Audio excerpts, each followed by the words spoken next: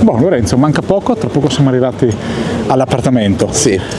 Una cosa importante che ci tengo a spiegare, penso che tu me la confermerai: comprare casa a Venezia comunque sia non è solo uno status symbol. Chiaro, c'è gente che viene a viverci, certo, ma comprarla per investimento non lo si fa soltanto per appunto dire ho la casa a Venezia. No, è a livello immobiliare come una sorta di cassaforte, perché comunque Venezia mantiene sempre il suo valore, anzi lo aumenta nel tempo, non ha mai risentito notevolmente delle crisi che ci sono state nelle altre città. Quindi oltretutto è una città dove, siccome tanti clienti ce lo chiedono, e noi anche, sai che a Tarvisio trattiamo anche l'affittanza turistica, è una città dove si può investire anche per poi mettere gli immobili in affittanza turistica. Esatto, con determinati requisiti, però sicuramente a livello di redditività è altissimo comunque. Sì, perché poi c'è una copertura praticamente per tutto l'anno. Sì, non c'è un momento di buco. Ci sono dei mesi meno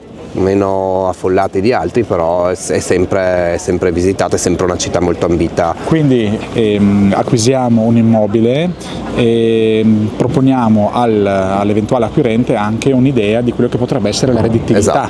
Esatto.